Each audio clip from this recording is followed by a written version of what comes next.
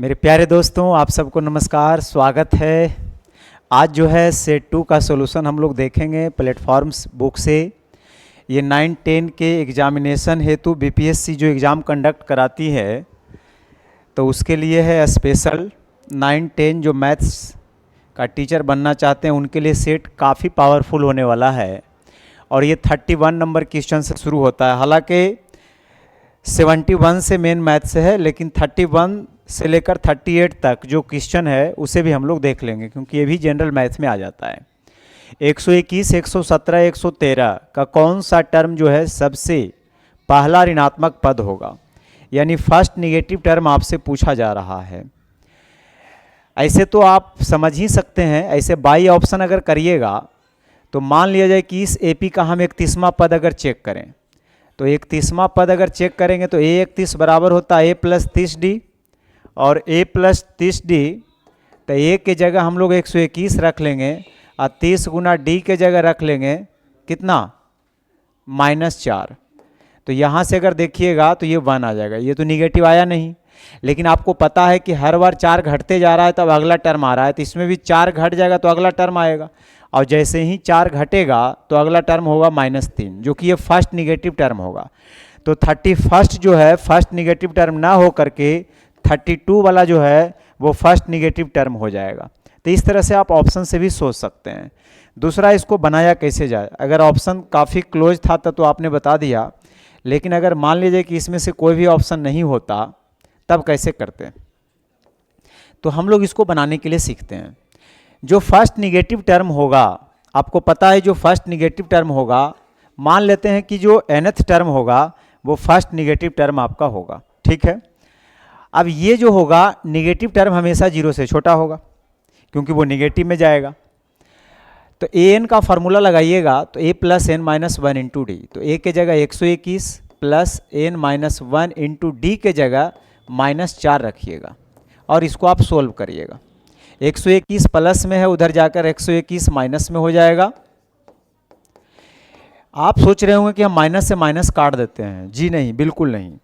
Minus से minus काटिएगा, लेकिन एक शर्त है कि कभी भी माइनस से माइनस को काट रहे हैं इनइक्वालिटी में, तो जो इनइक्वालिटी का साइन है मेरे दोस्त, वो आपस में चेंज हो जाता है। अगर मैं आपसे पूछूं कि 2 बड़ा है कि 3, तो आप बोलेंगे 3 बड़ा है, लेकिन अगर दोनों साइड में माइनस लगा दूंगा तब क्या ये -3 बड़ा होगा -2 से? बिल्कुल नहीं होगा। तो साइन बदल जाता है। इनइक्वालिटी का साइन कब बदलता है? जब दोनों साइड माइनस से गुना करते हैं तब। तो -4 से हम क्या करते हैं, दोनों साइड भाग दे देते हैं, तो इधर n-1 हो जाएगा, -4 से भाग दीजिएगा तो 121/4 आ जाएगा। लेकिन ये वाला अब साइन नहीं रहेगा। अब जो साइन रहेगा, इस बात को ध्यान में रखना है आपको कि अब ये वाला साइन मेरा नहीं रहेगा, वो साइन चेंज हो जाएगा, इधर आ जाएगा। अब ये -1 है, उधर जाके +1 हो जाएगा। तो अगर आप +1 करिएगा तो 4 से भाग दीजिएगा 31 पॉइंट समथिंग, यानी 31 पॉइंट समथिंग आ रहा है। तो जो 32nd टर्म होगा वो फर्स्ट निगेटिव टर्म होगा मेरे दोस्त, यानी बी ऑप्शन बिल्कुल सही है। तो मैंने दोनों तरीका से आपको कोशिश किया कि मैं समझा दूं। उम्मीद करता हूं आप बहुत मज़े से समझे होंगे। नेक्स्ट, अगर मैं बात आगे करूं कि निम्नलिखित में से कौन सी संख्या किसी घटना की प्रायिकता नहीं हो सकती है। प्रायिकता जो होता है ना, प्रायिकता किसी भी चीज़ की प्रायिकता 0 से लेकर 1 तक ही होता है। कहाँ तक? 0 से लेकर 1 तक ही होता है, याद रखिएगा। 0 कब होगा? जब वो घटना घटेगा ही नहीं। और 1 कब होगा? जब आप उस घटना के प्रति 100% श्योर हैं कि वो घटेगा ही, तो वो 1 होता है। वरना 0 और 1 के बीच में ही रहता है।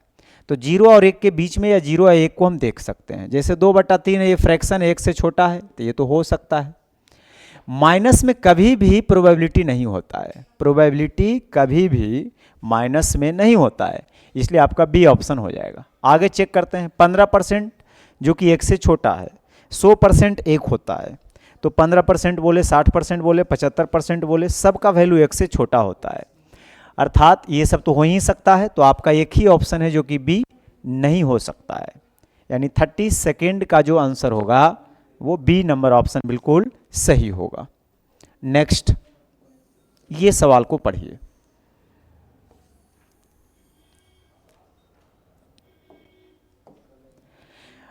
अगर मैं आपसे बोलूं कि एक ढेर में 5 किताब है जिनमें प्रत्येक की मोटाई 20 मिलीमीटर है तथा 5 कागज सीट है ना, जिसकी प्रत्येक की मोटाई 0.016 मिलीमीटर है, इस ढेर की कुल मोटाई क्या होगा?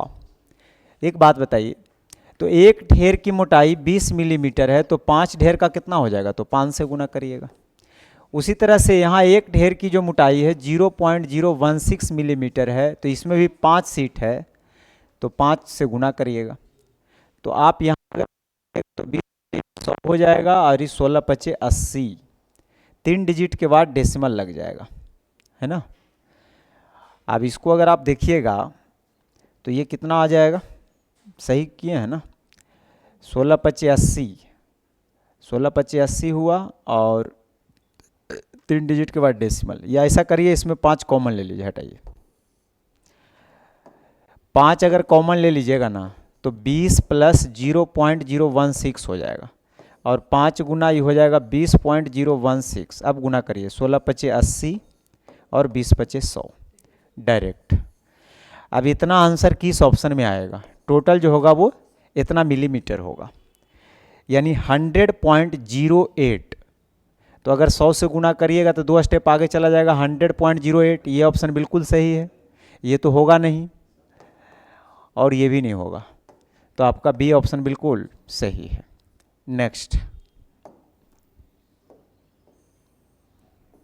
ये सवाल को करिए।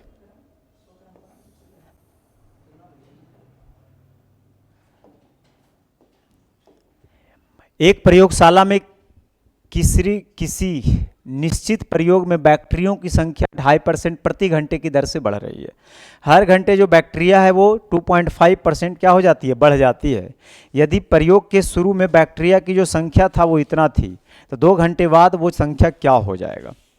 आप अच्छी तरह से जानते हैं कि 2.5% बढ़ेगा 2 बार सक्सेसिव वे में, तो 2.5% अगर बढ़ाइएगा तो आप ये समझ सकते हैं कि 2.5% का मतलब क्या होता है।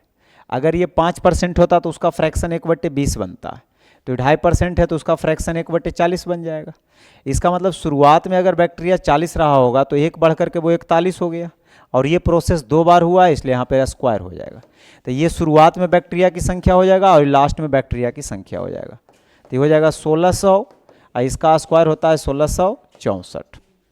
अब ये बोल रहा है कि जो शुरुआत में बैक्टीरिया की संख्या था वो इतना था और यहाँ देखिए शुरुआत में 1600 यूनिट है, निकालना है कि कितना हो जाएगा, तो 1664 से आप गुना कर लीजिएगा। अब इसको सोल्व कर लीजिए। अगर इसको काट छाट कीजिएगा आप तो 2 जीरो से सबसे पहले 2 जीरो कट जाएगा, 16 से काटिए, 16 से एक बार में 16 चौ 64।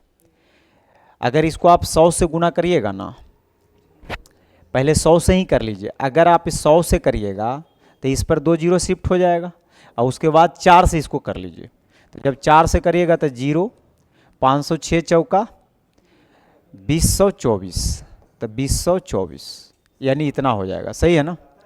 अब इसको अगर आप जोड़िएगा तो ये 40 हो जाएगा और यहाँ से आप 0 और 2 2 हो जाएगा और 506 और 20 526, 52 62 40, 52 62 40 नहीं आ रहा है क्या?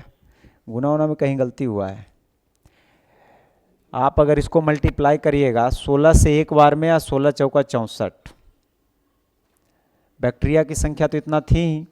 अगर इसको आप मल्टीप्लाई करिएगा तो 100 से हमने पहले मल्टीप्लाई किया तब 50 60 00, फिर इसको हम 4 से कर लेते हैं तो 0 6 चौ 24 5 20, तो सही है। देख लीजिएगा मल्टीप्लाई करके, है ना। अगर आ जाएगा तो ठीक है, ऐसे तो ये आंसर देता है, लेकिन इसको आप चेक कर लीजिए गुना करके। अगर ये आएगा तब ये मारिएगा, अदरवाइज ये मार लीजिएगा। ठीक, इसको मैं और दूसरे तरीका से बता सकता हूँ आपको, रुक जाइए।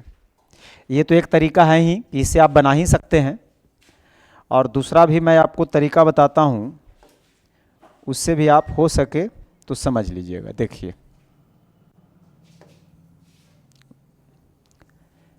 इसका दूसरा तरीका क्या हो सकता है। आप करिए क्या, 2 बार 2.5% बढ़ रहा है, तो आप जानते हैं ना कि 2 बार अगर बढ़ रहा है तो टोटल वृद्धि कितना हो जाएगा, तो x plus Y plus X गुना बाई बटा 100, इतना % टोटल वृद्धि होता है। बहुत अच्छा। अगर आप ये जानते हैं तो फिर ये 2 बार ढाई बढ़ रहा है तो यहाँ पे 2.5 रखिएगा, तो 2.5 प्लस 2.5 है ना, इसमें अगर वैल्यू आप पुट करिएगा तो ढाई ढाई मिलके 5 हो जाएगा, और ये पॉइंट हटाइएगा यहाँ तो 2 जीरो और नीचे आ जाएगा, 25 गुना 25 625, और ये हो जाएगा 4 डिजिट के बाद डेसिमल लगा दीजिएगा, सही बात है ना।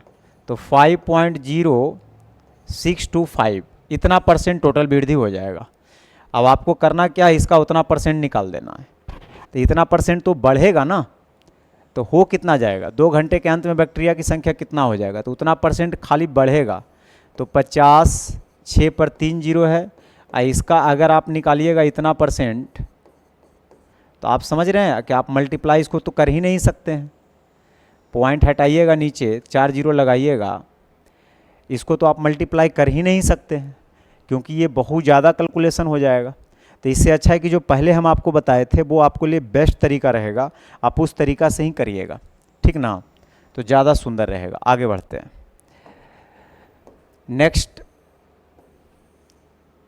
की अगर मैं बात करूं 35 नंबर, कह यदि a cos theta minus B sine theta बराबर c है तो a sine theta plus b cos theta बराबर क्या होगा। आप एक काम करिए, a cos theta minus B sine theta बराबर अगर c है और a sine theta plus b cos theta आपसे पूछ रहा है क्या होगा। कभी भी इस तरह से देख लीजिए कि यहाँ cos साइन है, यहाँ साइन cos है, इसका कोफिशिएंट मैच कर रहा है, तो आप करिएगा क्या, इसके कोफिशिएंट का स्क्वायर करिए, a का स्क्वायर इसके कोफिशिएंट का स्क्वायर, b स्क्वायर बराबर होगा c स्क्वायर प्लस वाट का स्क्वायर। तो यहाँ से आप वाट बराबर निकाल लीजिएगा, प्लस माइनस रूट लग जाएगा, a square plus b square minus c square, यानी प्लस में भी होगा और माइनस में भी होगा। तो ये प्लस वाला भी सही है, माइनस वाला भी सही है, इसलिए दोनों सही है, इसलिए आपका आंसर डी नंबर ऑप्शन होगा, है ना। आपका एक से अधिक वाला में जाएगा। नेक्स्ट, अगर मैं आपसे पूछूं कि इसका वैल्यू बताइए क्या होगा,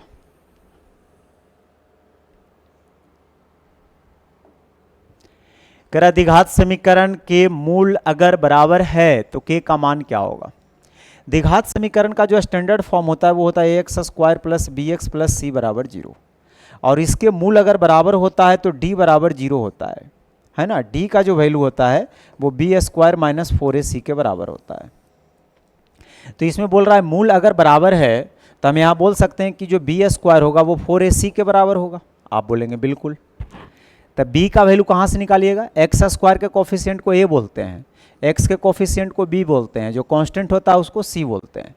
तो b स्क्वायर यानी k प्लस 1 का होल स्क्वायर बराबर 4, a के जगह रखिएगा k प्लस 4 और c के जगह रखिएगा 1, और इसको कर लीजिएगा सोल्व। तो a प्लस बी के whole square, a square plus 2ab plus B square हो जाएगा 4k प्लस 16, तो हो जाएगा k स्क्वायर माइनस 2k और माइनस 15, तो 5 दिया 15, 15 को तोड़ करके 2 लाइए, तो -5 और +3 से, क्योंकि -5 +3 करेंगे तो -2 आ जाएगा, गुना करेंगे तो -15k स्क्वायर आ जाएगा।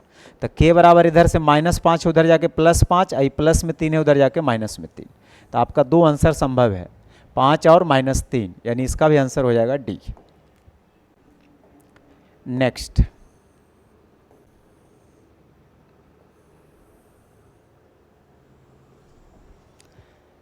ए किसी काम को 15 दिन में कर सकता है, जबकि नाम दे देते हैं दूसरा बी, तो बी किसी काम को 21 दिन में कर सकता है, किसी काम को नहीं उसी काम को, बी उसी काम को 21 दिन में कर सकता है। यदि दोनों एक साथ मिलकर काम करे तो काम कितना दिन में पूरा होगा। देखिए यहाँ 2 मित्र हैं ए और बी, ए कर सकता है कितना दिन में, 21 दिन में। तो ए अगर 21 दिन में कर सकता है और बी कर सकता है कितना दिन में, ये कर सकता है 21 दिन में और ये कर सकता है अरे भाई 15 दिन है ना, ये 15 दिन और 21 दिन। तो आप एक काम करिए, काम कुछ ऐसा मान लीजिए जो 15 और 21 दोनों के टेबल में आ जाए। ये 15 यहाँ लिखा गया है, तो 15 और 21 दोनों के टेबल में आ जाए। तो आप बोलेंगे सबसे अच्छा काम मान लीजिए 105 यूनिट। अगर 105 यूनिट काम आप मानते हैं तो 15 दिन में 105, तो एक दिन में कितना यूनिट करेगा? 7 यूनिट। उसी प्रकार 21 दिन में अगर बी 105 यूनिट कर रहा है तो एक दिन में 5 यूनिट, है ना। तो एक दिन में दोनों अगर मिलके करेगा तो 12 यूनिट डेली करेगा, और आपने काम माना है 105 यूनिट। तो बोला यही जा रहा है कि बताइए अगर दोनों एक साथ काम करेगा तो काम कितना दिन में होगा। तो 105 यूनिट को करने में कितना टाइम लगेगा अगर एक दिन में 12 यूनिट होता है तो? 3 से काटिए 4 बार में, 3 से काटिए 35 बार में, 35/4, यानी बी ऑप्शन बिल्कुल सही है। Next 38 number question.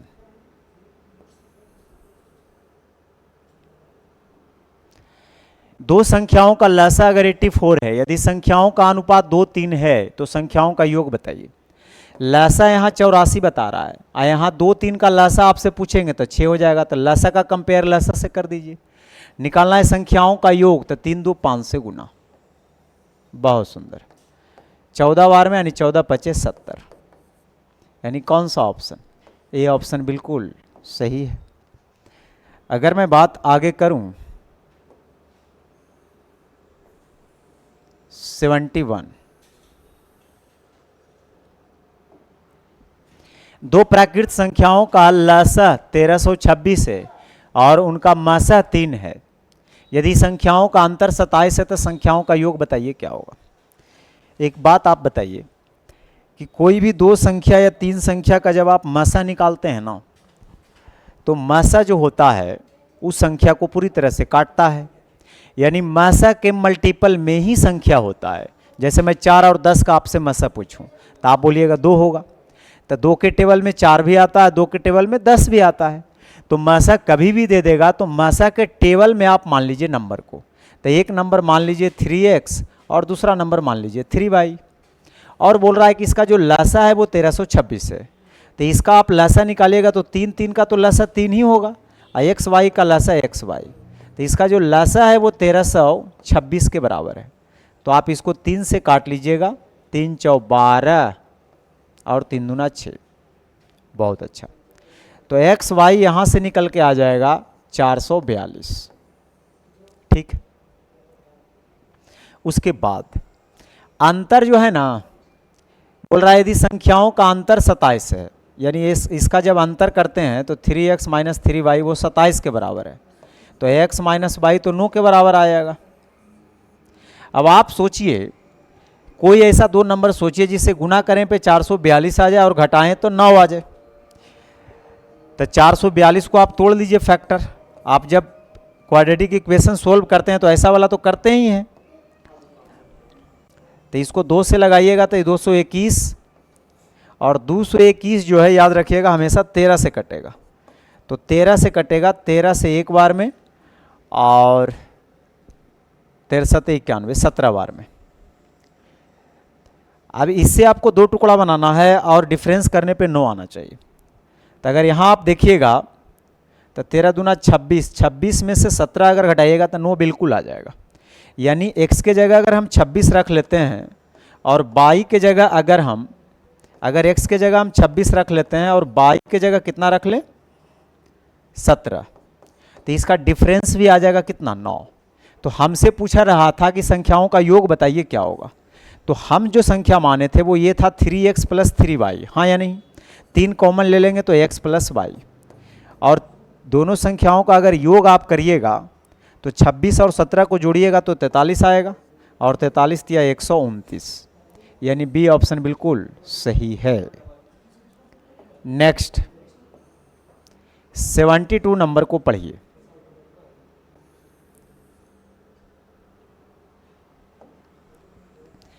करा है sin 21 अगर x/y है और sin sec 21 - sin 69 किसके बराबर होगा। तो आप करिए क्या, एक राइट एंगल ट्रायंगल को सोचिए। अगर राइट एंगल ट्रायंगल आप सोचते हैं तो इसमें तो एक 90 डिग्री होगा ही होगा, और एक को अगर हम 21 मान लेते हैं, एक को अगर हम 21 मान लें तो हमारा दूसरा एंगल कितना होगा, तो आप बोलेंगे 69 होगा, क्योंकि जोड़कर कितना होना चाहिए, जोड़कर तो हमेशा 180 होना चाहिए। अब ये बोल रहा है साइन 21 एक्स बटे वाई है, साइन थीटा होता है पी बाई एच, तो 21 के सामने पी हमारा एक्स हो जाएगा और एच हो जाएगा बाई।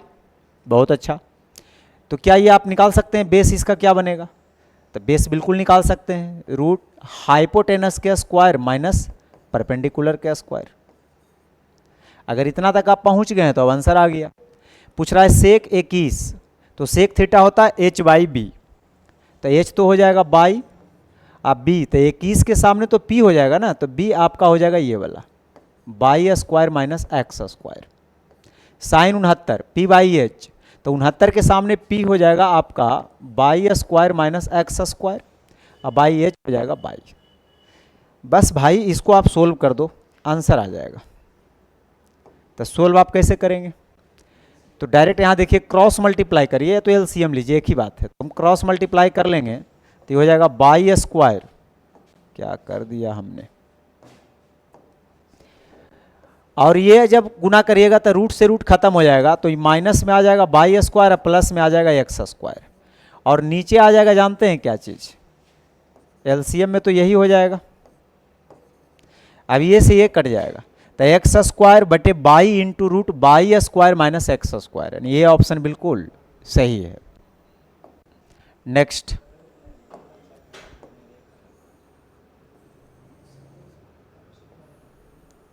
इसको करिए। करा लंबवृत्तीय शंकु के आधार और ऊंचाई को दुगना कर दिया जाए, आधार यानी त्रिज्या, तो त्रिज्या और ऊंचाई दोनों को क्या कर दिया जाए, दुगना कर दिया जाए। तो बताइए शंकु का आयतन क्या होगा, आप अच्छी तरह जानते हैं जो शंकु का आयतन होता है 1/3 पाई आर स्क्वायर एच होता है ना, अच्छी बात है।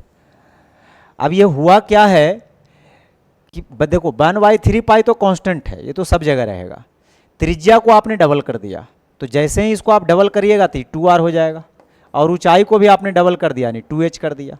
जब आप इसका रेशियो लीजिएगा तो 1/3 पाई से 1/3 पाई तो वैसे भी कट जाना है, आर स्क्वायर एच, यहाँ आ जाएगा 2 का स्क्वायर 4 दूना 8 आर स्क्वायर एच, तो ये से ये बिल्कुल कट जाएगा, रेशियो आ जाएगा 1 और 8, यानी पहले आयतन अगर 1 यूनिट रहा होगा तो बाद में आयतन जो हो गया होगा वो 8 यूनिट हो गया होगा। कितना गुना हो गया, तो आप बोलेंगे 8 गुना, तो पूर्व आयतन का 8 गुना, यानी ए ऑप्शन बिल्कुल सही है। नेक्स्ट पढ़िए। कराधित समीकरण 2x square minus 7x plus 12 बराबर जीरो के दो मूल अल्फा और बीटा है, तो इसका वैल्यू क्या होगा। कभी भी क्वाड्रेटिक इक्वेशन दे दे तो उसमें दो चीज़ पहले निकालिए, एक अल्फा प्लस बीटा और दूसरा अल्फा इंटू बीटा। तो alpha plus beta minus B बटे, तो बी का कोफिशिएंट एक्स का कोफिशिएंट -7 है, तो माइनस माइनस प्लस हो जाएगा, अब बटा ए यानी 2। अल्फा इंटू बीटा होता है सी बाई ए, यानी 12/2 करिएगा यानी 6 हो जाएगा। दो चीज़ पहले निकाल लीजिए, उसके बाद अगर रेसिप्रोकल करके जोड़ना हो ना, तो इसमें आप देखिएगा अगर एलसीएम लीजिएगा तो alpha square plus beta square का भी जरूरत पड़ेगा, तो उसको भी आप पहले निकाल के रख लीजिए। तो a square plus B square का आपको फार्मूला एक याद रखना है, क्योंकि हमें फार्मूला इस तरह से सेट करना है, हमें फार्मूला इस तरह से सेट करना है कि इसका यूज हो, ये जो देख रहे हैं ना अल्फा प्लस बीटा और अल्फा इंटू बीटा, इसका यूज हो। तो a square plus B square का फार्मूला याद रखिएगा, एक ए प्लस बी के होल स्क्वायर यानी अल्फा प्लस बीटा के होल स्क्वायर, तब माइनस कर लीजिएगा क्या चीज़ 2ab कर लीजिएगा। तो माइनस जब आप 2ab करिएगा तो ध्यान रहे यहाँ पे कि बैलेंस बनाना चाहिए। यहाँ अगर सोल्व करिएगा तो a square plus B square plus 2ab, तो उसको काटने के लिए -2ab रहेगा, तो ना कट जाएगा, जो है वही रहेगा। तो अल्फा प्लस बीटा यहाँ देखिए 7/2 है, तो यहाँ रख लीजिएगा, और अल्फा इंटू बीटा 6 है, तो ये 49/4 हो जाएगा, और माइनस 6 दूना 12 हो जाएगा, 12 चौके 48, यानी 1/, यहाँ से निकल जाएगा 4। ठीक है, क्योंकि इसका ज़रूरत पड़ेगा यहाँ पे। अब सुनिए, इसमें अगर आप एलसीएम ले लीजिएगा तो अल्फा बीटा हो जाएगा, बीटा कट जाएगा, तो यहाँ alpha square plus beta square, और alpha square plus beta square का वैल्यू अभी आपने निकाला कितना 1/4, और अल्फा इंटू बीटा होता है वो होता क्या, वहाँ तो 6 है ही, तो 6/1। अगर इसको आप सोल्व करिएगा तो 1/4, एक ऊपर चल जाएगा, 6 नीचे आ जाएगा, यानी 1/24।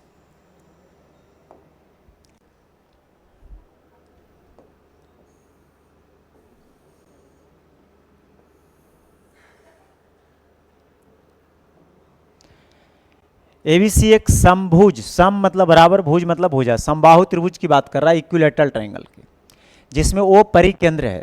तो एओसी किसके बराबर होगा? देखिए आप अच्छी तरह जानते हैं समबाहु त्रिभुज जो होता है, एक मैं समबाहु त्रिभुज के बारे में थोड़ा सा आपको जानकारी देना चाहूँगा कि जो समबाहु त्रिभुज होता है ना, जैसे हमने एक यहाँ समबाहु त्रिभुज बना लिया, ठीक है, तो समबाहु त्रिभुज, मान लो कि एबीसी एक समबाहु त्रिभुज है, मान लो कि एबीसी एक क्या है, समबाहु त्रिभुज है। तो परिकेंद्र, अंतःकेंद्र, लंब केंद्र और केंद्रक, चारों केंद्र इसका एक ही पॉइंट पे होता है, याद रखिएगा। तो चारों केंद्र जो होता है उसका एक ही पॉइंट पे होता है, किसका, समबाहु त्रिभुज का। यानी इसमें परिकेंद्र की बात कर रहा है। परिकेंद्र कब बनता है? परिकेंद्र से परिवृत्त की रचना होती है, माने सरकम सर्कल बनता है। तो ये तो रेडियस का काम कर जाएगा, है ना, कैपिटल आर दे देता हूँ, ये भी उसका रेडियस का काम कर जाएगा, ये भी उसका रेडियस का काम कर जाएगा, ठीक है। क्योंकि जब आप सर्कल बनाइएगा तो सर्कल आप ऐसे ही तो बनाइएगा ना, बाहर में सर्कल आप ऐसे ही बनाइएगा। तो सर्कल अगर ये सेंटर है सर्कल का तो ये तो त्रिज्या होगा, तो ये सबके सब आपस में क्या होगा, बराबर होगा, याद रखना है। दूसरी बात, केवल समबाहु त्रिभुज में इस बात को ध्यान में रखना है कि ये जो एंगल होगा सब आपस में बराबर होगा, ये जो एंगल होगा सब आपस में क्या होगा, बराबर होगा। तो टोटल 360 होता है, उसको 3 बराबर भागों में बांटेगा तो 120 120 हो जाएगा। आप कहिएगा कैसे, आप ऐसी कह दीजिएगा, हम मान कैसे लेंगे? तो चलिए मानिए ये पूरा 60 होता तो 30-30 होगा, क्योंकि मैंने बोला ये जो केंद्रक है ना, ये केंद्र है, केंद्रक भी यही है, सब कुछ यही है। तो परिकेंद्र कब बनता है? जब भुजा के लंब समद्विभाजक खींचते हैं तब परिकेंद्र बनता है। अंतः केंद्र कब बनता है? जब कोण का समद्विभाजक खींचते हैं तो अंतः केंद्र बनता है। तो अगर ये 60 डिग्री रहेगा समबाहु त्रिभुज का एक कोण, तो उसका समद्विभाजक खींचेंगे तो ये अंतः केंद्र बनेगा। तो अंतः केंद्र भी तो यही बनना है ना, इसलिए मैंने बोला कि ये 30-30 होगा, और ये भी 30-30 होगा, और ये भी कितना होगा, तो आप बोलेंगे 30-30 होगा। तो 30-30 60 तो ये 120 होगा, 30-30 60 तो ये 120 होगा। लेकिन आपको इतना करने की जरूरत नहीं है। समबाहु त्रिभुज की अगर बात करें, चाहे वो लंब केंद्र बोले, अंतः केंद्र बोले, केंद्रक बोले, परिकेंद्र बोले, कुछ भी बोलेगा तो केंद्र उसका यही होगा। और ये वाला अगर एंगल पूछेगा तो 120 ही आपको बताना है, ठीक है। बहुत अच्छा, अब आगे बढ़ जाते हैं। 76 नंबर क्वेश्चन को देखिए पढ़ के।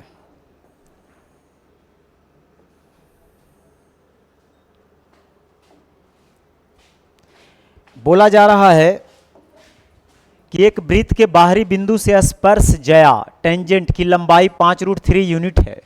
यदि वृत्त की त्रिज्या 5 यूनिट है तो वृत्त से बिंदु की दूरी कितना होगा? मान लो एक सर्कल है, अगर ये सर्कल है और ये इसका सेंटर है, ठीक है, और ये टेंजेंट होता है, मान लो ये P है, ये A है और ये O है। अब इस बात को सुनिए ध्यान से आप, स्पर्श रेखा त्रिज्या के साथ कितना डिग्री का एंगल बनाता है? आप बोलेंगे 90 डिग्री का एंगल बनाता है। तो स्पर्श ज्या की जो लंबाई है, स्पर्श रेखा की जो कहां से कहां तक, P से बिंदु A तक, वो है 5√3। बहुत अच्छा। और त्रिज्या, ये त्रिज्या होता है, ये दिया हुआ है 5 यूनिट। तो क्या यहाँ पे आप हाइपोटेनस इसका नहीं निकाल सकते हैं? बिल्कुल। तो अगर मैं आपसे हाइपोटेनस की बात करूं तो जो OP हो जाएगा वो हो जाएगा 5√3 का होल स्क्वायर और -5 का स्क्वायर, नहीं प्लस हो जाएगा, हाइपोटेनस निकाल रहे हैं ना। तो ये हो जाएगा 5 का स्क्वायर 25 और √3 का स्क्वायर 3, 75 और 25 100, 100 का 10 आ जाएगा। तो कहने का मेरा मतलब है कि जो OP का लेंथ आ जाएगा वो 10 आ जाएगा। लेकिन आपसे पूछा क्या गया है, वृत्त से, ये है वृत्त, बिंदु की दूरी, यानी ये वाला आपसे पूछ रहा है, PC पूछ रहा है क्या होगा। तो आपको तो PO पता है 10 है, तो ये भी तो है ना, ये आपको मालूम है कि ये अगर त्रिज्या होगा तो ये भी तो त्रिज्या होगा ना, तो ये तो 5 हो जाएगा। तो यहाँ से लेकर यहाँ तक तो मेरा 5 निकलल है। आगे अगर मुझसे पीसी कोई पूछेगा तो मैं कहूँगा पूरा ये 10 है, जिसमें ये वाला लेंथ 5 है, घटा दीजिए तो 5 हो जाएगा। जो 5 यूनिट आपको दिख रहा है वो होगा इस बिंदु से उस बिंदु की दूरी, वृत्त से। तो आपका ये ऑप्शन बिल्कुल सही है। नेक्स्ट, ये सवाल को करिए।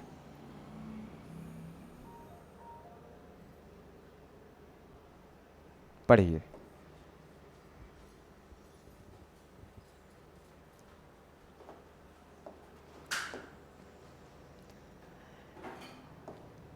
बोल रहा है बताइए इसका लसा क्या होगा।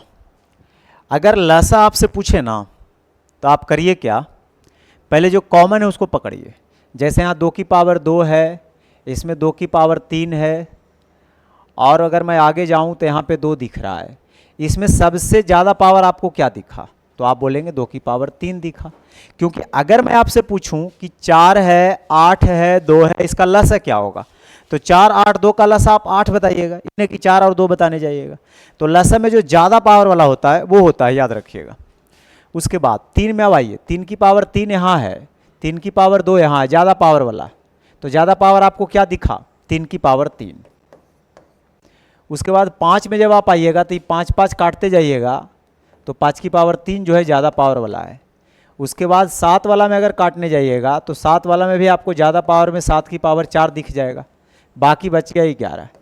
तो ये हो जाएगा इसका लसा, यानी कौन सा ऑप्शन, ए ऑप्शन। लेकिन अगर इसका आपसे मसा पूछ दे तो मसा का मतलब है कॉमन है लेकिन कम पावर वाला। तो ये सब आपने कॉमन वाला ही तो लिखा है, लेकिन इसमें कम पावर आपको क्या दिख रहा था, 2। अगर आप 3 वाला में देखिएगा तो 3 में सबसे जो कम पावर दिख रहा था वो 3 दिख रहा था, और 5 में भी आप देखिएगा तो 5 दिख रहा था, और 7 में भी देखिएगा तो आपको 7 दिख रहा होगा। तो ये हो गया कॉमन वाला। तो अगर तीनों में कॉमन है तो बस यही हो जाएगा मसा। 11 नहीं होगा क्योंकि 11 तीनों में नहीं है, जो तीनों में रहेगा वो होता है, ठीक ना। तो तीनों में ये सब नंबर था। तो अगर मसा पूछेगा तो 7 5 35, 3 दूना 6, यानी गुना कर लीजिएगा। नेक्स्ट 78 नंबर सवाल को पढ़िए।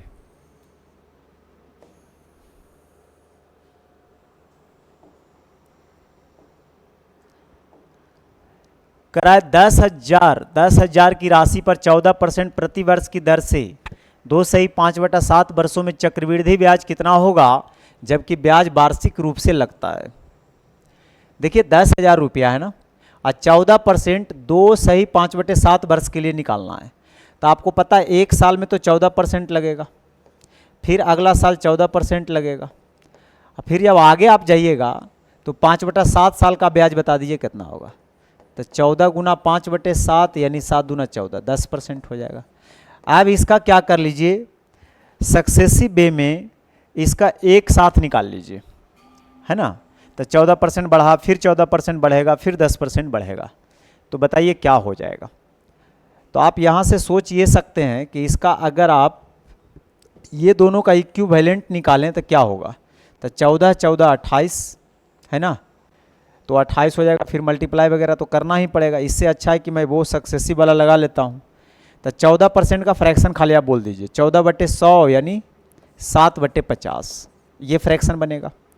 इसका मतलब कि अगर प्रिंसिपल को हम 50 मान लें तो ब्याज उस पर बनेगा 7/50। तो 50 का 7/50 कितना होता है, तो आप बोलेंगे 7 ही होता है। तो 7 ब्याज बनेगा तो अमाउंट कितना हो जाएगा, तो अमाउंट जो हो जाएगा 7 बढ़ जाएगा, यानी 57 हो जाएगा। 50 से 57 हो जाएगा। फिर दूसरा साल भी वही होगा, 50 से 57 हो जाएगा। फिर इसका 10% का फ्रैक्शन निकालिएगा 1/10, तो इसका मतलब पहले 10 रहा होगा, फिर 1 बढ़ करके ये 11 हो गया होगा। अब इसको आप सोल्व कर लीजिएगा।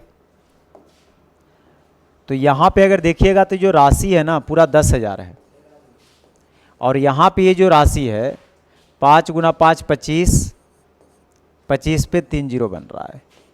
आपसे ब्याज पूछ रहा था, इसका तो डिफरेंस लेना पड़ेगा। तो डिफरेंस तो लेना ही पड़ेगा ना।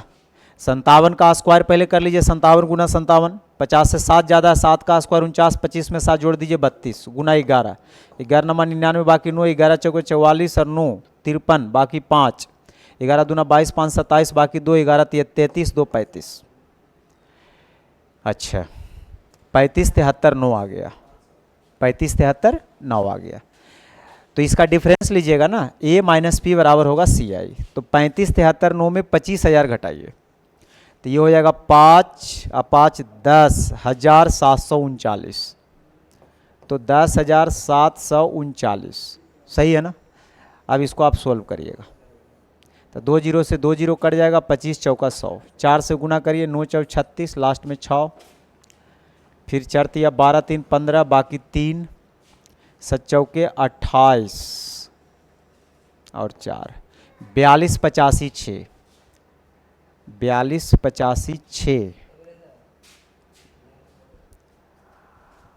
एक जीरो यहाँ रह गया था ना, तो एगो पॉइंट यहाँ लग जाएगा। हाँ 82 85 है ना, तो 82 85 से जस्ट आगे वाला ऑप्शन देखिए, 82 86 है, 82 86 आपको नहीं दिख रहा है, 42 86, 42 96 है, 42 59 है, 42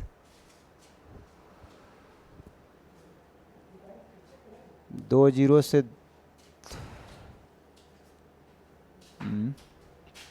घटाए हैं ना, सब कुछ सही। इसको चेक कर लीजिएगा ठीक ना, इसमें कोई दिक्कत वाली बात मेरे ख्याल से आपको नहीं होना चाहिए। तो आप इसको एक बार बिल्कुल देख लीजिएगा गुना सही से।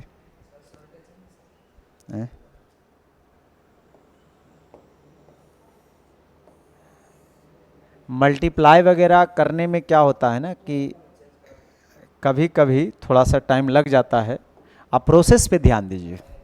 मल्टीप्लाई वगैरह अगर कभी आ जाता है, छोड़ भी देते हैं तो उसको कर लीजिए।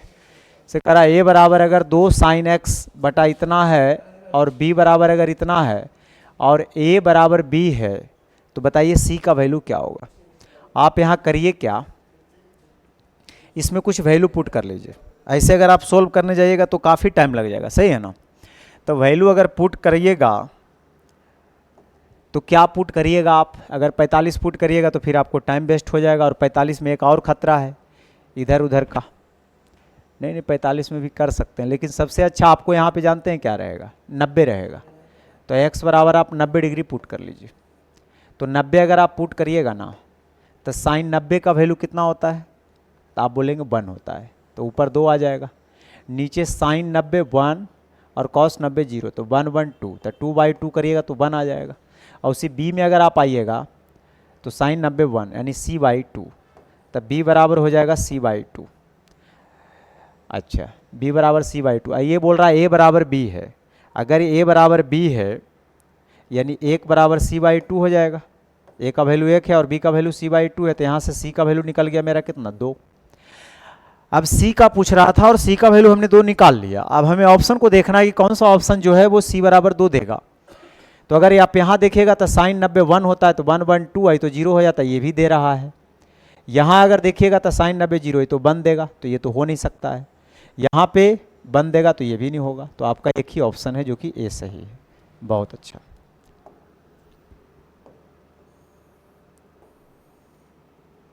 नेक्स्ट,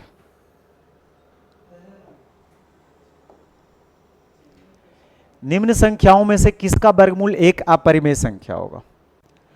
देखिए अपरिमेय संख्या किसका होगा, अगर आप वर्गमूल निकालने जाइएगा तो 625 का तो डायरेक्ट 25 हो जाता है। 325 का अगर वर्गमूल निकालिएगा लास्ट में 5, फिर 4 का 5 का स्क्वायर 25, 6 का स्क्वायर 36, 55 आ जाएगा। 1825 बच गया। अब 1825 का अगर जब वर्गमूल निकालिएगा तो नहीं निकलेगा, रूट में रह जाएगा। लेकिन आपको कैसे पता कि नहीं निकलेगा, तो आप 25 से उसको डिवाइड करिए, 18 चौक 72 और 1 73 बार में ही कटेगा।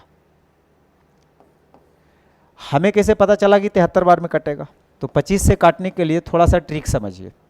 अगर इस नंबर को मुझे 25 से काटना है ना,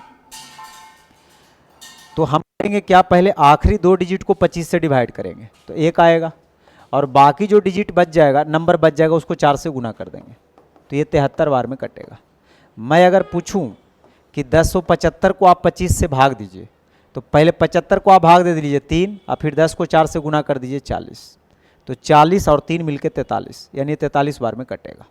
इस तरह से आप कोई भी नंबर को देख सकते हैं। जिसे 1875 को अगर मुझे चेक करना है 25 से कै बार में कटेगा, तो ये 3 18 चौ 72, 72 3 75 बार में कटेगा। तो 73 एक प्राइम नंबर है, उसका थोड़ी स्क्वायर रूट निकलेगा कभी पूरा। इसलिए जो आपका आंसर होगा वो कौन सा होगा? ए होगा। बहुत अच्छा। अब आगे बढ़ते हैं 81 नंबर सवाल को। ये क्या बोल रहा है 81? कह रहा है एक समषष्टभुज रेगुलर हेक्सागन, षष्टभुज का मतलब 6 भुजा वाले, और एक सम द्वादश यानी 12 भुजा जिसको कहते हैं, आंतरिक कोणों का अनुपात बताइए क्या होगा। तो आंतरिक कोण का जो योग होता है वो क्या होता है? तो आप जानते हैं किसी भी बहुभुज के आंतरिक कोणों का योग होता है n-2 गुना 180 डिग्री। लेकिन अगर एक कोण निकालना होगा तो n से भाग देंगे। लेकिन एक कोण, प्रत्येक कोण तब निकलेगा जब वो समषष्टभुज या समबाहुभुज होगा, सभी कोण बराबर होगा, तभी आप प्रत्येक कोण बता सकते हैं। लेकिन प्रत्येक कोण की बात कर रहा है, तो आप n के जगह कितना रखिएगा? षष्टभुज में 6 रखिएगा, तो 6-2 गुना 180 डिग्री बटा 6, और द्वादश में आप 12 रखिएगा, बस यहाँ 12 लिख दीजिए। इसे ही तो वैसे भी कट जाएगा, 6 से 2 बार में, आई 10 है तो 2 पचे 10, 5 बार में, तो इधर 4 उधर 5, तो 4 5, यानी सी ऑप्शन। दूसरा इसका तरीका था कि इतना अगर नहीं याद रहेगा तो क्या नहीं बनाएंगे, बिल्कुल आप बना दीजिएगा। आप इसका बाहर वाला एंगल निकाल लीजिए। तब बाहर वाले बहुभुज के बाहर वाले एंगल का जो सम होता है हमेशा 360 डिग्री होता है, ये फिक्स है, ये बदलेगा नहीं। अगर वो 360 होता है और मुझे एक एंगल चाहिए, तो आप करिए क्या, षष्टभुज है ना, तो 6 से भाग दे दीजिएगा तो एक एंगल निकल जाएगा। और सम द्वादश भुज वाला में भी तो 360 डिग्री होगा बाहर वाला जोड़ करके, और उसमें एक एंगल मुझे निकालना है, तो मैं 12 से उसको भाग दे दूंगा। मैंने रेशियो मत करिए, खाली एंगल निकाल लीजिए। आप क्या निकाल लीजिए? एंगल निकाल लीजिए कि इसका बाहर वाला एंगल क्या बनेगा। तो ये बाहर वाला एंगल बनेगा इसका 60 और इसका बनेगा 30। अगर बाहर वाले एंगल आपको पता है तो अंदर वाले एंगल 1 सेकेंड में आप बता दीजिएगा क्या होगा, क्योंकि बाहर वाले एंगल और अंदर वाले एंगल का सम हमेशा 180 होता है। ठीक है, कोई भी अगर आप कुछ भी बनाते हैं, मान लो त्रिभुज ही बनाते हैं, तो ये अंदर है, इसको बढ़ाइएगा तो ये बाहर वाला, तो अंदर बाहर एक स्ट्रेट लाइन ये बना रहा है ना, तो 180 डिग्री का ही एंगल बनेगा।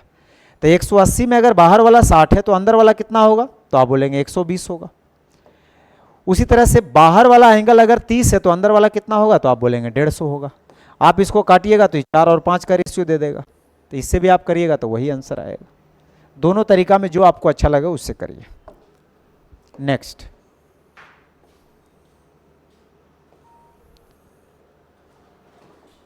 पढ़िए इसको। कह रहा है 3x² plus kx plus k बराबर 0 का कोई समाधान नहीं है, मतलब कोई सॉल्यूशन इसका नहीं है। अगर इसका कोई सॉल्यूशन नहीं है तो k का मान क्या होगा? कोई सॉल्यूशन नहीं हो इसका मतलब नो सॉल्यूशन। तो नो सॉल्यूशन में d लेस देन 0 होता है, यानी d जो होगा निगेटिव होगा, तभी इसका सॉल्यूशन नहीं संभव होगा।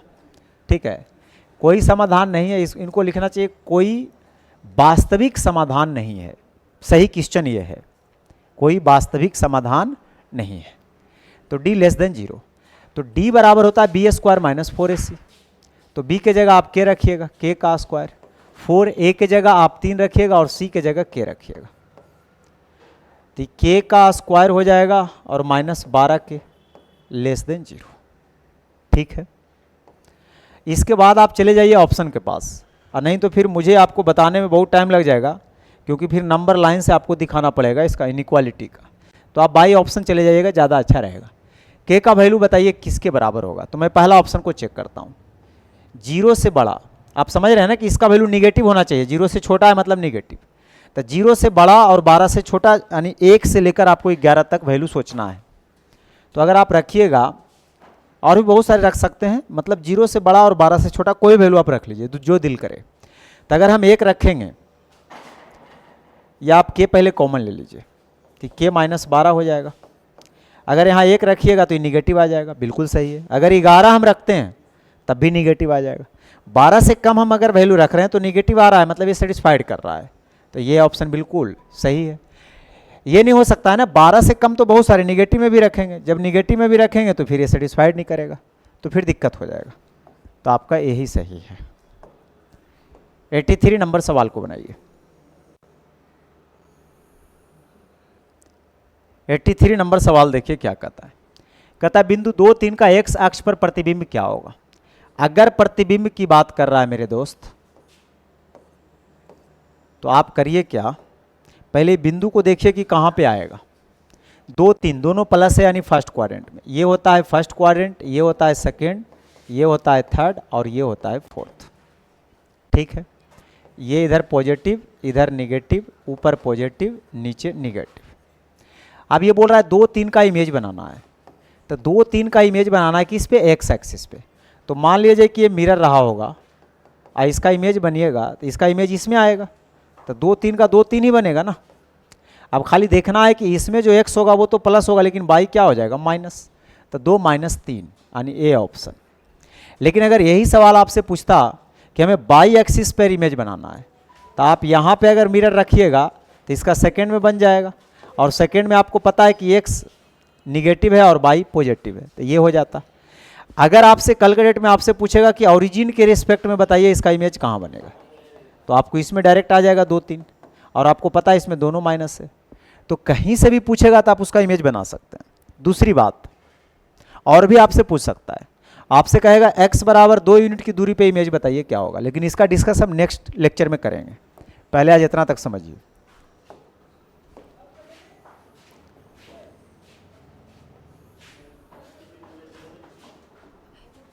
कह रहा है बहुपद X square plus X minus B के मूल अगर बराबर है परंतु विपरीत चिन्ह है, मूल बराबर मतलब पहला अल्फा है तो दूसरा भी अल्फा हो जाएगा, लेकिन चिन्ह प्लस माइनस होगा, एक को प्लस मानिएगा तो दूसरा क्या हो जाएगा, माइनस। बहुत अच्छा।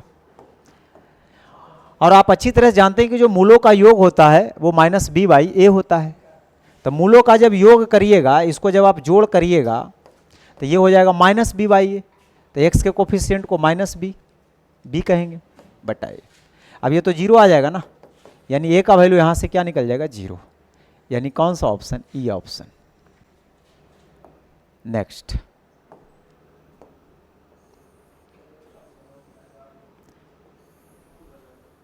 ये सवाल को करिए। रैखिक समीकरण युग्म का बताइए कैसा हल होगा, तो इसके लिए तो कंपेयर करना पड़ेगा। इसका x का कोफिशिएंट 1 है और उसका x का कोफिशिएंट 3 है, फिर y का कोफिशिएंट 2 है और 12 है, इसमें 5 है और उसमें 10 है। अगर आप यहाँ से चेक करिएगा तो ये दोनों बराबर नहीं आया, ये 1/3 है, ये 1/6 है। अगर यहीं पे रास्ता ब्लॉक हो जाता है तो इसका जो सॉल्यूशन होता है वो यूनिक सॉल्यूशन होता है। यूनिक यानी अद्वितीय हल, एकल हल होगा, यानी ये ऑप्शन।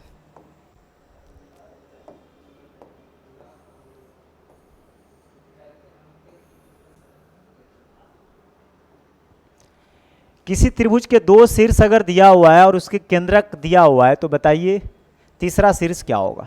तीसरा शीर्ष को आप मान लीजिए XY, और आप अच्छी तरह से जानते हैं कि अगर ये त्रिभुज रहा होगा तो 2 शीर्ष इसका दिया हुआ है, एक 3 - 5, दूसरा -7,4, और तीसरा मुझे मालूम नहीं है तो XY मान लेते हैं, और इसका केंद्रक दिया हुआ है, कितना दिया हुआ है केंद्रक, 2 और -1। तो केंद्रक का कोऑर्डिनेट निकालने के लिए आप अच्छी तरह से जानते हैं कि जो केंद्रक का कोऑर्डिनेट होता है, यानी उसका x कोऑर्डिनेट का फॉर्मूला होता है x1 + x2 + x3/3, यानी सारे भुज को जोड़कर 3 से भाग, तो हो जाएगा 3 - 7 + x/3, ये इसका x कोऑर्डिनेट निकल जाएगा। और उसी y कोऑर्डिनेट निकालने का क्या फॉर्मूला होता है, सारे y वाले को जोड़कर 3 से भाग। तो यहाँ से सोल्व करिएगा तो 3 दूना 6, 3 में 7 जाएगा, -4 + x, यानी x बराबर यहाँ से 10 निकल जाएगा। और इसको अगर आप देखिएगा तो ये -3 और ये -1 + y, तो यहाँ से y आपका -2 हो जाएगा, यानी जो तीसरा वर्टेक्स होगा वो 10 और -2 होगा, यानी ये ऑप्शन बिल्कुल सही है।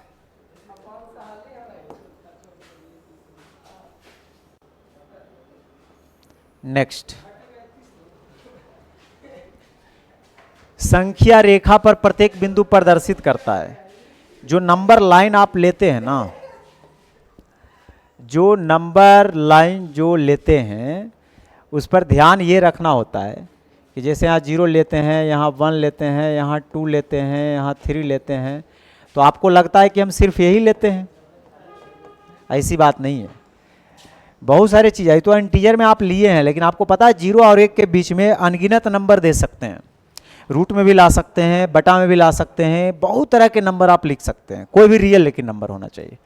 तो जो नंबर लाइन होता है वो रियल नंबर को रिप्रेजेंट करने का एक तरीका होता है, सिस्टम होता है। तो कोई भी वास्तविक संख्या को हम नंबर लाइन पे रिप्रेजेंट कर सकते हैं, यानी एक वास्तविक संख्या, है ना। नेक्स्ट, ये सवाल को करिए, कराई सेपी का 30वां पद क्या होगा। तो बच्चों वाली चीज है ये, तो आप कर ही लेंगे। 30वां पद यानी A30 का मतलब A प्लस 29D, और ये दिया हुआ है 10 और 29 गुना D, सेकेंड माइनस फर्स्ट, तो -3, तो 87 में 10 जाएगा -77। नेक्स्ट, ये सवाल को करिए,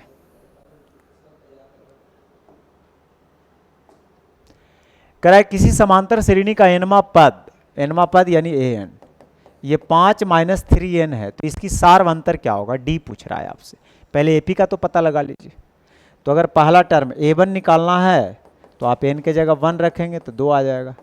A2 निकालना है तो आप n के जगह 2 रखेंगे तो -1 आ जाएगा। बस 2 ही टर्म निकल गया तो सार्वंतर निकल जाएगा। सार्वंतर का मतलब होता है second term minus first term, यानी इसका सार्वंतर -3 आ जाएगा। ये सवाल को पढ़िए,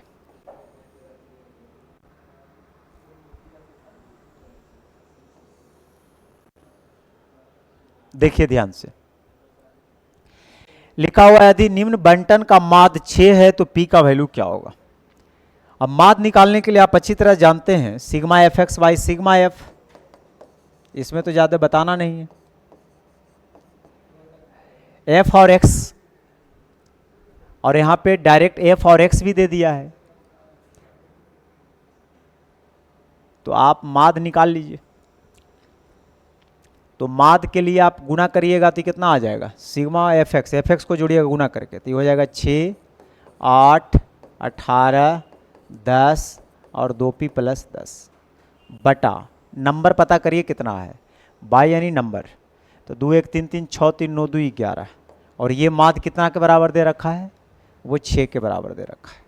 इसको जोड़िए, 8 6 14, 14 10 24, 24 10 34, 34 और 18 52, तो 52 + 2p = 66, यानी 8 6 14, यानी p = 7। नेक्स्ट, 91 नंबर सवाल को करिए। यदि समांतर श्रेणी का छठा और 12वां पद 13 और 25 है तो उसका पहला पद क्या होगा। छठा पद और 12वां पद, यानी A6 दिया हुआ है 13, तो A6 अगर 13 दिया हुआ है तो इसको लिख सकते हैं ना A + 5D, इक्वेशन 1, और 12वां पद दिया हुआ है A + 11D, वो 25 दे रखा है।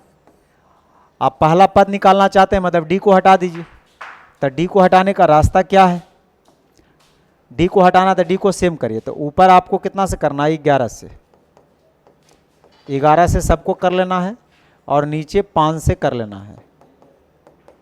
और अगर आप माइनस करिएगा तो ये से ये कट जाएगा, तो 11 में 5 जाएगा 6, 13 गुना 11 करिएगा 143 - 125, यानी 15 3 18, यानी ये बराबर 3, यानी बी नंबर ऑप्शन। नेक्स्ट,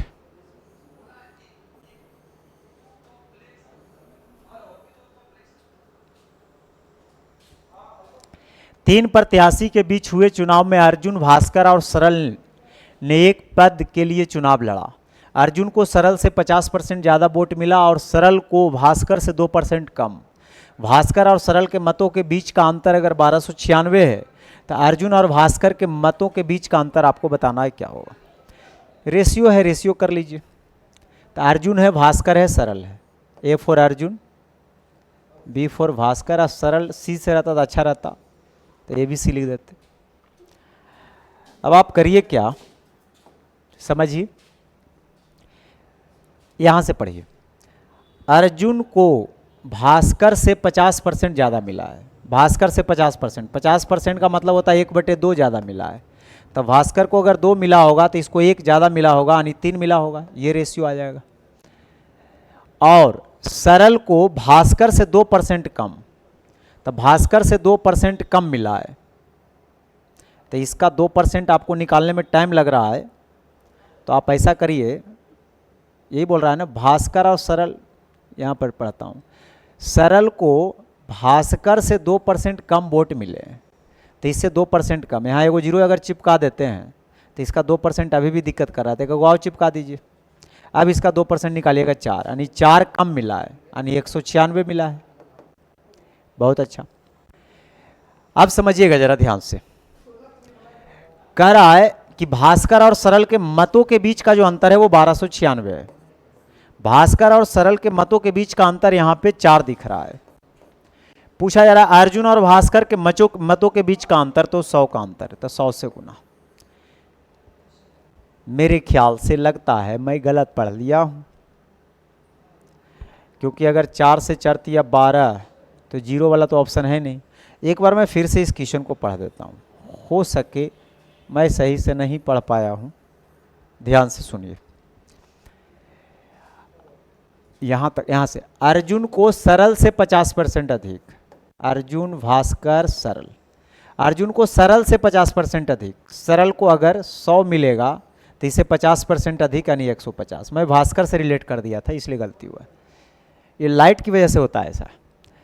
अब आगे देखिए, और सरल को भास्कर से 2% कम मिला, सरल को भास्कर से 2% कम। अब इसमें तो भास्कर का तो है नहीं कि इससे हम इसको रिलेट कर दें, तो आप ये लाइन को बदल के नीचे से लिखिए। भास्कर को अगर 100 मिला होगा तो इससे 2% कम, यानी 100 का 2% 2 होता है, यानी 98 इसको मिला होगा।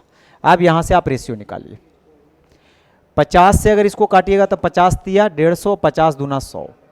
2 से काटिएगा तो 50 बार में या 49 बार में। जिसमें कॉमन आ रहा है उसको खाली सेम कर लीजिए। तो सरल को सेम करिए। तो सरल को आप कैसे सेम करिएगा ये बताइए। तो सेम करना, नीचे 49 ऊपर 2 है, तो ऊपर आप 49 से कर लीजिए दोनों में, और ऊपर 2 दिख रहा है तो नीचे आप 2 से दोनों में कर लीजिए गुना। बस लिखा गया। अब अर्जुन का लिखना तो 49 दिया 147, भास्कर का तो 50 दूना 100, और ये तो देख ही रहे हैं कि दोनों जगह 49 दूना 98 है ही, इसमें ज़्यादा कुछ तो प्रॉब्लम है नहीं। आप बनाइए, उस टाइम गलती हो गया था। अब बोल रहा है भास्कर और सरल के मतों के बीच का जो अंतर है वो 1296 है। तो भास्कर और सरल के मतों के बीच का अंतर यहाँ 2 दिख रहा है। निकालना अर्जुन और भास्कर के मतों के बीच का अंतर। तो अर्जुन और भास्कर के मतों के बीच का अंतर 47 यूनिट है। तो 2 यूनिट का वैल्यू देकर 47 यूनिट का पूछ रहा है। बस इसको आप सोल्व कर दीजिए। 6 दूना 12 और 48 दूना 96। अब इसको मल्टीप्लाई करना थोड़ा सा सरदर्दी वाला काम है, लेकिन मैं आपको सिखाता हूँ डिजिटल सम का कॉन्सेप्ट। उससे आप क्या कर सकते हैं, बिना मल्टीप्लाई किए हुए आंसर निकाल सकते हैं। तो आइए डिजिटल सम सीखते हैं कैसे होता है, समझिए। यहाँ अगर आप डिजिट को सम करिएगा तो 8 4 12 6 18, यानी 8 1 9 बनेगा। 7 4 11, यानी 1 1 2 बनेगा। फिर से गुना करिएगा 9 दूना 18 में 8 1 9 बनेगा। तो यहाँ अगर 9 आ रहा है डिजिटल सम करने पे, तो ऑप्शन में भी 9 आना चाहिए। तो 9 किस में आएगा, 8 8 16, 9 आ रहा है उसको काट दीजिए। 8 8 16, 3 19, 16 3 19 1 20, इसमें तो आएगा नहीं। 7 7 14 24 6 26, इसमें भी 9 नहीं आएगा। 8 3 24 3 27, हाँ इसमें आ जाएगा। तो आपका सी ऑप्शन सही है। या आप मल्टीप्लाई करके भी चेक कर लीजिएगा, लास्ट डिजिट को भी चेक करिए। 8 7 56 लास्ट में 6, 8 7 56 लास्ट में 6, लेकिन है नहीं यहाँ 6, इसलिए आपका आंसर इसमें ई हो जाएगा, सी नहीं होगा। आप कहिएगा मेरा डिजिटल सम से तो आ गया था। डिजिटल सम 100% सही नहीं होता है। अब यहाँ पे आपको 9 आ रहा है तो 9 तो 9 बार भी लिख देगा तो 9 आ जाएगा, है ना। तो ये 100% ये मानकर नहीं बैठ जाना है कि डिजिटल सम से जितना आ रहा है उतना वहाँ भी आ रहा है, क्योंकि यहाँ पे नन ऑफ दीज भी है। तो लास्ट डिजिट को भी यहाँ चेक करना, 8 7 56, लास्ट में 6 आएगा, लास्ट में 6 तो दिख ही नहीं रहा था, इसमें दिख रहा था खाली।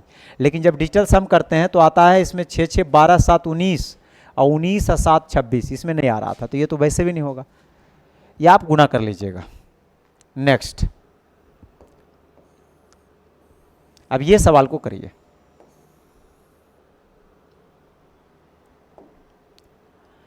करा x प्लस 1/x अगर 7 है तो 6 पावर तक पूछा जा रहा है, तो पहले आप 2 पावर पहुंचिए, तो 2 पावर अगर निकालना होता था स्क्वायर करके 2 घटा देते हैं, तो 49 में 2 घटेगा 47।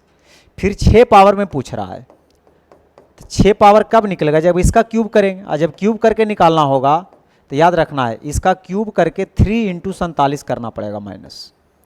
ये फार्मूला आपको याद रखना है कि अगर x प्लस 1/x अगर k है तो x cube plus 1/x cube होता है k का क्यूब माइनस 3k, और मैंने यही काम किया है। k का क्यूब मतलब 47 का क्यूब माइनस 3k, ये 47 अलग था वहाँ था, ठीक है। अब इसमें भी कैलकुलेशन में टाइम लगेगा, तो आप यहाँ भी डिजिटल सम लगा सकते हैं या 47 कॉमन ले लीजिए पहले, तो 47 का स्क्वायर और माइनस 3, ये तो खैर आसान है। तो लास्ट डिजिट को पहले पकड़िए, लास्ट में 7 का स्क्वायर 49, 9 में से 3 जाएगा 6, 6 × 7 2, लास्ट में 2 आएगा, तो लास्ट में 2 तो तीनों ऑप्शन में है। अब लगाइए डिजिटल सम, 7 4 11 यानी 1 1 2, 7 4 11 यानी 1 1 2, 2 का स्क्वायर 4, 4 में से 3 जाएगा 1, यानी 2 आ रहा है मेरा। अब 2 जिसमें आ जाएगा वो सही होगा, चेक करना है। 8 2 10, 6 16, 3 19, 1 20, 2 इसमें आ रहा है। इसमें देखिए 8 2 10, 6 16, 3 19, 1 20, 1 21, इसमें 3 आ रहा है। इसमें देखिए 8 8 16, 3 19, 1 20, 2 22, इसमें नहीं आ रहा है ना। तो अगर आपके पास टाइम नहीं है, आप जब छोड़ के भागने के पक्ष में है क्वेश्चन को, तो उस कंडीशन में आप डिजिटल सम लगाइए, ठीक ना, क्योंकि 100% सही नहीं होता है। अब ये ऑप्शन को मैंने टिक कर दिया तो खैर सही है, ये होगा। लेकिन अगर डिजिटल सम अगर वो लग जाएगा आपको गलत कराने पे, तो वो सम करके इतना ले आएगा लेकिन ये आंसर नहीं होगा, ई नंबर में लिख देगा वो, तो दिक्कत हो सकता है। लेकिन ऐसा देखने को कम मिलता है, लेकिन थोड़ा सा सावधानी से काम करिएगा। हाँ, डिजिटल सम वहाँ ज़्यादा यूजफुल होता है जहाँ पे चारों ऑप्शन में से एगो सही ही होना है, उसमें जो बहुत ज़्यादा फायदा करता है। कर ए और बी के पास कुछ टॉफ़ियाँ हैं, यदि ए बी को एक टॉफ़ी दे दे। अब ए और बी के पास कुछ टॉफ़ियाँ, हम कहाँ जाएंगे मानने के लिए, मान लेते हैं ए के पास ए टॉफ़ी है, बी के पास बी टॉफ़ी है, तो कहता है ए बी को एक टॉफ़ी दे दे। अब ए जब एक टॉफ़ी बी को देगा तो बी के पास जो रहेगा उसमें एक टॉफ़ी बढ़ जाएगा और ए के पास घट जाएगा, और ऐसा करने से कहता है बराबर होता है। तो यहाँ से ए का वैल्यू आप निकाल लीजिए, बी प्लस 2। नेक्स्ट टाइम पढ़िए क्या कहता है, यदि बी ए को एक टॉफ़ी दे दे, अगर बी ए को एक टॉफ़ी देगा तो बी के पास एक घट जाएगा, ए के पास एक बढ़ जाएगा। तो ए की टॉफ़ी दे दे तो बी से दुगना हो जाता है, तो बी से दुगना हो जाता है, तो बस अब ए के जगह बी प्लस 2 यहाँ रख लीजिए। तो ए के जगह अगर बी प्लस 2 रख लें और बी माइनस 1 × 2 रख लें, तो यहाँ सोल्व करिएगा तो बी प्लस 3 और यहाँ से 2b माइनस 2, तो यहाँ से b बराबर आ जाएगा 5। अगर b के जगह आप 5 रखते हैं तो a का वैल्यू हो जाएगा 7। पूछ रहा है जोड़ के कितना होगा, तो 7 5 12, यानी सी ऑप्शन बिल्कुल सही है। नेक्स्ट 95, ये सवाल को करिए।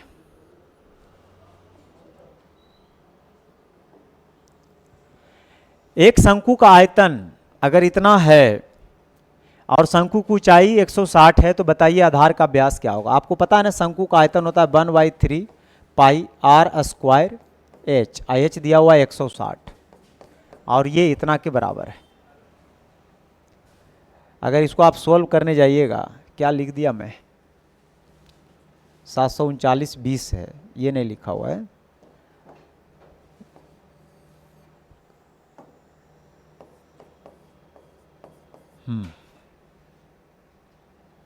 तो 1/3 पाई के जगह 22/7 r स्क्वायर गुना 160। ऐसे तो 0 0 हटा सकते थे, अच्छा रह दीजिए, यहाँ 0 0 हटा लीजिए। आप क्या करना है, ये कटेगा जरूर, 16 से काटिए, पॉइंट में तो है नहीं, तो 16 से अगर आप इसको काटिएगा ना तो 16 16 64 4 बार में 16 छक 96, 16 दूना 32, 462 बार में 22 से इसको काटिए, तब 22 दूना 44, 22 से कहीं 22, ठीक है। ये आर स्क्वायर आ गया 21 गुना 21, यानी आर आ जाएगा 21 cm। तब व्यास पूछ रहा है तो 21 दूना 42 आपको मारना है।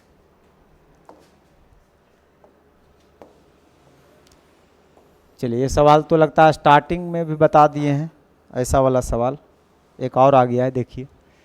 साइन 23 डिग्री ए बटा बी है, तो एक राइट एंगल ट्रायंगल अभी हमने बताया था, ये 90 है, अगर ये 23 होगा तो ये पक्का 67 होगा, क्योंकि जोड़कर 180 होना चाहिए। ए बटे बी है तो sine theta P by H होता है, तो 23 के सामने पी यानी ये हो जाएगा, एच हो जाएगा बी, तो इसे आप निकाल लीजिएगा, बी स्क्वायर माइनस ए स्क्वायर। इसी वीडियो में ये क्वेश्चन अभी करवाया हूँ, इस टाइप में ये बी होगा, है ना, तो जस्ट अभी करवाए हैं, इसलिए मैं आगे अब इसको बनाने के पक्ष में नहीं हूँ। नेक्स्ट 97 नंबर सवाल को देखिए।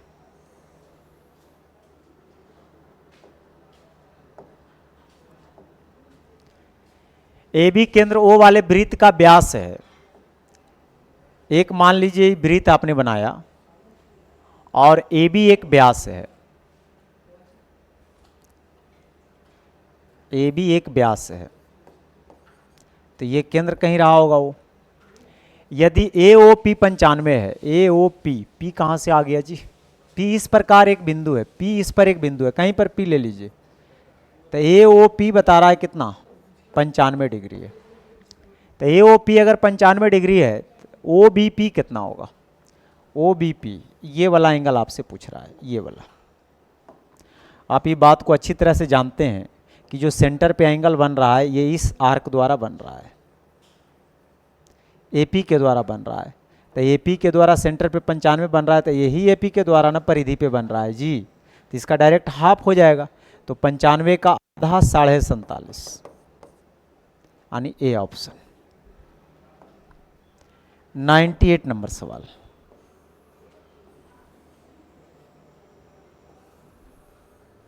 इसको पढ़िए। लिखित में से कौन सा कथन गलत है? करा स्पर्श रेखा स्पर्श बिंदु पर वृत्त की त्रिज्या के लंबवत होती है, बिल्कुल सही है। ये जो स्पर्श रेखा आप देखते हैं, ये जो स्पर्श रेखा स्पर्श बिंदु पे त्रिज्या के साथ लंब होता है, ये सही है। स्पर्श रेखा वृत्त के केवल एक बिंदु पर स्पर्श करता है, ये भी बात सही है, एक ही बिंदु पे स्पर्श करता तभी तो स्पर्श रेखा उसका नाम लगा, तो बी भी सही है। आज जब एक से अधिक सही हो गया तो आपको आगे चेक करने की जरूरत नहीं, आपको डी मार देना है। ऐसे आगे देख लीजिए क्या करा, एक रेखा जो वृत्त के दो अलग अलग बिंदुओं को काटती है वो स्पर्श रेखा नहीं, वो तो छेदक रेखा कहलाता है। 99 ये सवाल को करिए, बहुत ही प्यारा खूबसूरत जबरदस्त सवाल में से एक है। करा सुधीर और आशीष की वर्तमान आयु का अनुपात 5:7 है। सुधीर और आशीष है, उसके वर्तमान आयु का अनुपात 5:7 है। नेक्स्ट 12 साल पहले उसके जो आयु का अनुपात था वो 1:2 था। एज का अंतर हमेशा सेम रहता है पूरे लाइफ टाइम, तो एज का अंतर को पहले सेम करिए, यहाँ अंतर 2 का, यहाँ 1 का, तो इसको 2 से कर लीजिए। वर्तमान और 12 साल बाद में 12 का अंतर, यहाँ देखिए 5 से 2 हुआ, 3 का अंतर, 7 से 4 हुआ, 3 का अंतर। अंतर का कंपेयर अंतर से करने से 1 यूनिट का वैल्यू निकल जाता है। अब आपसे पूछा जा रहा है कि 5 साल बाद सुधीर की आयु क्या होगा, तो आप पहले आज निकाल लीजिए, फिर 5 जोड़ दीजिएगा तो 5 साल बाद निकल जाएगा। यानी आज 20 साल है तो 5 साल बाद हो जाएगा ये 27 साल का, यानी ई नंबर ऑप्शन। नेक्स्ट ये सवाल को पढ़िए। कराए 5 किलोमीटर की दौड़ में एस टी को 500 मीटर की शुरुआत बढ़ाता है। देखिए 5 किलोमीटर का अगर दौड़ है यानी यहां से आपको यहां जाना है, ठीक है, तो एस टी को कहता है कि एक काम करो तुम 500 मीटर दूर जाओ, यानी शुरुआत देता है। यहां पे बोला कि तुम पहले चल जाओ, टी को शुरुआत देता है, टी यहां से दौड़ना चालू करेगा और एस यहां से दौड़ना चालू करेगा। ये 500 मीटर का शुरुआत है, पूरा रेस 5 किलोमीटर का है। बड़े गौर से सुनिएगा एक बात, आगे कहता है यदि उन्होंने एक ही समय पर दौड़ पूरी की, मतलब यहां से यहां भी पहुंच गया और ये आदमी यहाँ से यहाँ पहुँच गया। अब एक ही समय पे दौड़ पूरी किया है तो कोई नहीं रेस को जीता है, तो आप कहेंगे ये जीता ना क्योंकि ये 500 कम चला है। नहीं, शुरुआत दिया था ना उसको। तो अगर समय सेम होता है, समय सेम होता है मेरे मित्र, तो समय बराबर होता है दूरी बटे चाल, यानी जो दूरी का रेशियो होगा वही चाल का रेशियो होगा। तो यहाँ पे आप देखिएगा तो एस ने कितना दूरी तय किया, ये तो पूरे समुच्चय तय किया 5 किलोमीटर यानी 5000 मीटर, और टी ने कितना तय किया, तो टी 500 से कम किया यानी 4500। तो आप तो कहेंगे ये आपने क्या लिख दिया, दूरी का रेशियो लिख दिया। तो मैं कहूँगा ये है दूरी का रेशियो, लेकिन दूरी का रेशियो ही चाल का रेशियो हो जाता है कब, जब समय सेम रहता है तब। तो 5 से 10 बार में और 5 से 9 बार में, ये चाल का रेशियो आ गया। अब बोल रहा है कि टी की जो चाल है वो 13.5 किलोमीटर पर आवर है, और यहाँ टी की चाल 9 है, तो 9 से भाग देने से 1 यूनिट का वैल्यू निकल जाएगा। और एस का पूछ रहा है तो आपको गुना करना है कितना से, 10 से। ये 15 बार में कट जाएगा, 1.5 10 से गुना करिएगा तो 15 आ जाएगा, 15 किलोमीटर पर आवर। तो बस आज के लिए इतना ही, मिलते हैं अगले लेक्चर में 101 से लेकर 150 तक। बहुत बहुत धन्यवाद, थैंक यू।